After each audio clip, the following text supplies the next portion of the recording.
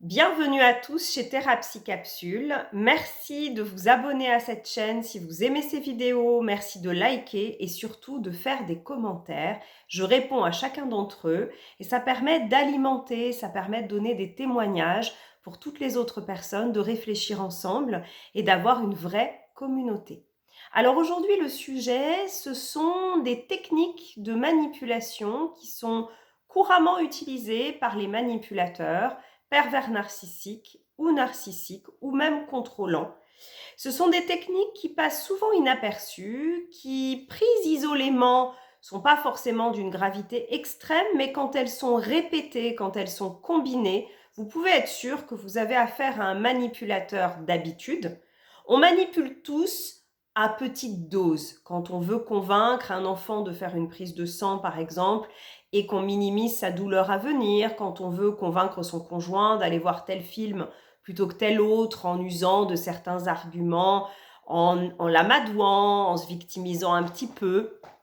Ce sont des manipulations qui peuvent prêter à sourire parce qu'elles n'ont absolument pas d'intention malveillante. Le but, c'est peut-être de se favoriser un peu soi. Bon, ce sont des choses qui arrivent. Là, on parle d'autre chose. Là, on parle de gens pour qui le mode relationnel essentiel, le plus courant, c'est la manipulation. Et malheureusement, ça entraîne chez vous, peut-être, qui en êtes victime, des doutes sur vous-même, le fait de ne plus très bien connaître votre identité, le fait de céder à des choses qui ne sont pas conformes à vos intérêts. La manipulation, c'est quand on utilise des techniques pour vous embrouiller le cerveau, de façon à ce que vous preniez une décision que vous n'auriez pas prise sinon. C'est ça la manipulation, dans une intention soit de bénéfice unique pour le manipulateur, ça c'est plutôt un manipulateur égocentrique, c'est-à-dire il pense à lui d'abord, les conséquences pour vous, il s'en occupe pas trop. Et il y a aussi le stade supérieur, c'est le manipulateur destructeur qui, lui, veut carrément la destruction de sa victime, il veut du mal à sa victime et c'est encore un autre degré.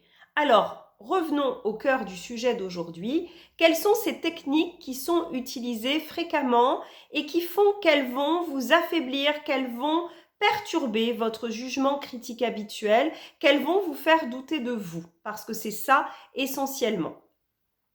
La première chose, c'est le manipulateur, pour pouvoir vous influencer, il faut qu'il dissimule ses intentions. Souvent, c'est quelqu'un qui va dissimuler ses demandes derrière des grands principes.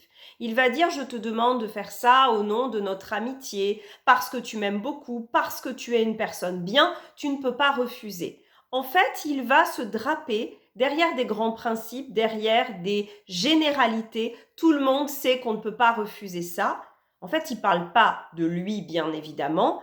Tout ceci pour donner une coloration morale à une demande qui ne l'est absolument pas. Donc revenez à vous dans ce cas-là, revenez à vos sensations, revenez à ce que vous voulez, vous profondément, et posez-vous la question: cette personne qui invoque des grands principes, qui invoque la valeur de l'amour, de l'amitié, de la générosité, qu'est-ce qu'elle montre réellement par ses actes? Parce que bien souvent, elle va se targuer d'être un excellent conjoint, une très bonne amie, une collègue dévouée. Mais en réalité, elle va tisser un écran d'illusions autour de tout ça. Elle va vous faire beaucoup de déclarations d'intention. Oh, tu es dans cette difficulté, si seulement j'avais de l'argent, je t'en prêterais. Oui, mais elle vous en prête pas. Oh, je sais que c'était difficile pour toi cette période, si seulement j'avais été là, je n'avais pas été en vacances. Ben oui, mais pendant ces vacances, elle ne vous a pas nécessairement appelé alors qu'elle savait que vous n'alliez pas très très bien. Donc, toujours regarder les faits plutôt que les paroles. Autre principe, autre technique de manipulation, c'est quelqu'un qui au début, souvent de la relation, quand la relation s'instaure, va vous rendre un service modéré. Un service souvent que vous n'avez même pas forcément sollicité. Et ensuite, elle va s'octroyer le droit d'avoir un remboursement éternel et infini. C'est-à-dire que si elle vous a prêté 50 € un jour pour vous dépanner à la boulangerie, en fait, quelques mois, quelques semaines plus tard, cette personne va vous dire: écoute, je suis vraiment embêtée, j'ai un retard d'impôt très important, je risque la saisie de mes biens, donc elle va beaucoup se victimiser. Ça, on en parlera comme autre technique de manipulation. Et elle va vous dire, moi, tu sais, je t'ai prêté de l'argent quand tu avais besoin, en oubliant bien sûr de dire, et en sortant cette aide du contexte, vous lui avez prêté 50 € et elle vous demande 5 000 aujourd'hui. Les manipulateurs, ils ne sont pas avares de ces choses énormes, de ces situations où en fait ils vont exagérer immensément ce qu'ils ont fait pour vous. S'ils vous ont rendu un service, ils vont le remettre à toutes les sauces et ça leur donnera le droit à leurs yeux, puisque eux se sentent, ils ont tous les droits. Ils se sentent pas du tout comme le commun des mortels, c'est-à-dire que pour eux, ce que vous faites pour eux, c'est tout simplement normal. Par contre, vous n'avez rien à leur demander. Ce sont des relations où ça va toujours dans un sens unique. S'ils vous font des cadeaux, par exemple, c'est uniquement pour obtenir quelque chose d'autre, pour obtenir peut-être de vous humilier parce qu'ils vous offrent des cadeaux bien plus importants que ceux que vous auriez pu payer, parce que peut-être vous n'allez pas pouvoir rendre. C'est pour avoir l'ascendant sur vous et peut-être pour se donner le droit de vous maltraiter, pour enrober ça. Autre technique manipulatoire, c'est la comparaison.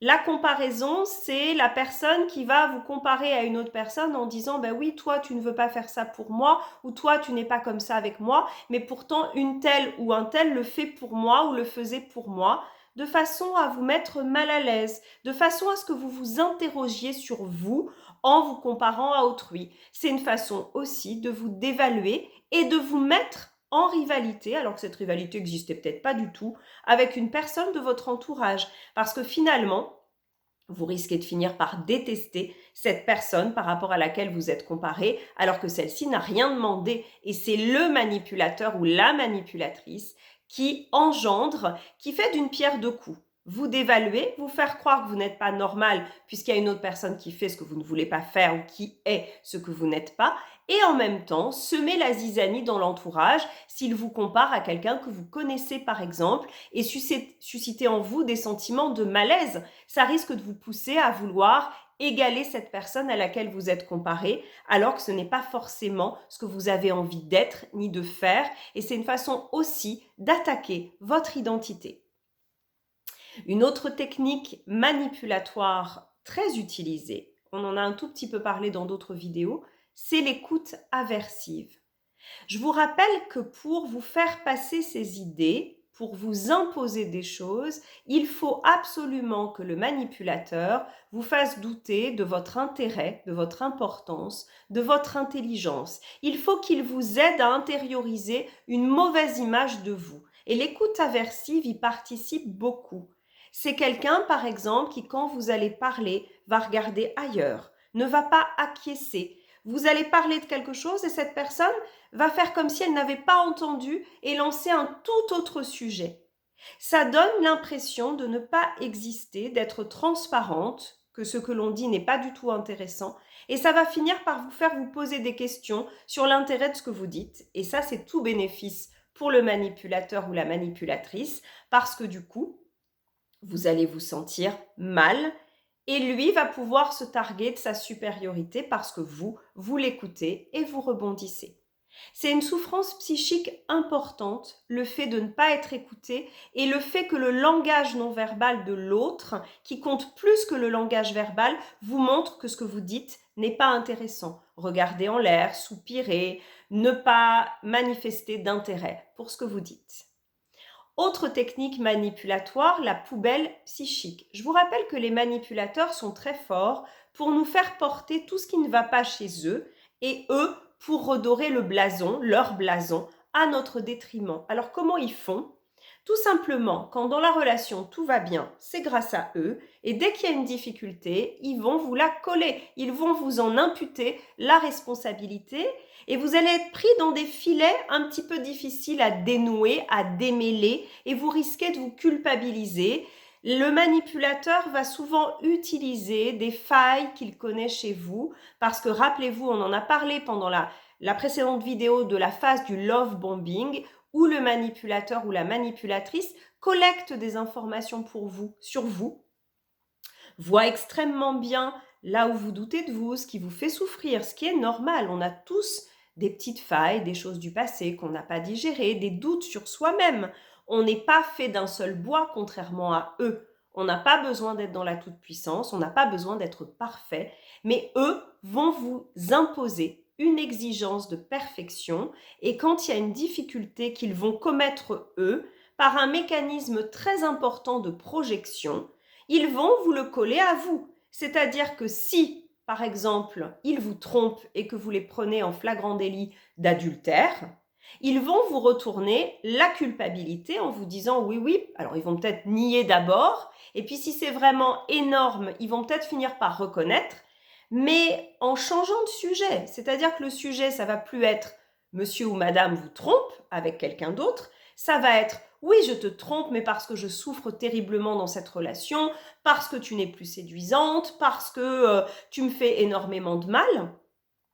Et le fait de changer le sujet de la conversation va faire que vous allez être poussé à vous défendre et qu'on va oublier le grief premier, ce qui est un formidable tour de passe-passe de la part du manipulateur ou de la manipulatrice qui permet, lui, d'en sortir plus blanc que neige. Et on a entendu bien souvent des victimes finir par s'excuser, par demander pardon et par demander au manipulateur ce qu'elle ou il doit faire pour ne pas que la tromperie recommence et par se sentir extrêmement coupable. Voilà un autre tour de passe-passe, une autre technique manipulatoire très fréquente qui permet de retourner la culpabilité. Dernière technique évoquée aujourd'hui, mais il y en a bien d'autres et ça fera l'objet d'autres petites interventions, c'est la victimisation. La victimisation, ça intervient souvent pendant la phase du love bombing, en début de relation, où le manipulateur va raconter à quel point il a été spolié dans ses relations précédentes, il a été trompé, il a été trahi. Ça a un effet double. Le premier effet, c'est de le plaindre, c'est d'avoir envie, parce que souvent les victimes sont des personnes très généreuses, qui sont altruistes, qui ressentent de l'empathie. Ça va leur donner envie de protéger ce pauvre petit poussin qui a été abîmé par la vie. Et en même temps, il vous met une certaine pression inconsciente, puisque vous allez être tellement différente et vous allez être du coup à son service, soucieuse de réparer tout ça et surtout de ne pas être comme les autres personnes qui sont passées avant vous, à savoir, je cite pêle-mêle, vénale, méchante, manipulatrice. Souvent, le manipulateur qui rencontre dans une relation romantique une nouvelle personne va brosser un portrait de ses ex calamiteux et la nouvelle personne va être mise en rivalité avec les anciennes ex pour bien se comporter, elle, et sauver le manipulateur de toutes ces méchantes personnes qu'il y avait autour de lui. Et voilà, le tour de passe-passe est joué, ça lui permet de noircir son ancienne victime, ça permet de s'assurer que la nouvelle compagne n'ira jamais voir l'ancienne victime pour vérifier, parce que l'ancienne victime est dépeinte sous un jour tellement mauvais, et lui, on va s'occuper bien de lui. Il n'est pas rare d'ailleurs de constater que le divorce du manipulateur ou de la manipulatrice est quasiment géré par la nouvelle proie qui va s'armer contre l'ancienne et qui va tout faire pour sauver le pauvre manipulateur des griffes de la victime. Voilà quelques-unes des techniques manipulatoires communément utilisées. Prises isolément, elles ne sont pas très agréables, elles font des dégâts, mais prises bout à bout et tout ensemble, ça donne une catastrophe, ça donne une victime qui, au bout de quelques semaines, quelques mois, voire quelques années de relation, va être totalement affaiblie, va douter d'elle-même, ne va plus être capable de penser, d'avoir un esprit critique, va se remettre tout à fait en cause, va se culpabiliser à la moindre difficulté et du coup, le manipulateur pourra jouer sur du velours. Voilà, si vous avez aimé cette petite vidéo, je vous propose de la liker, de partager si ça peut être utile à des gens de votre entourage et je vous dis à très bientôt.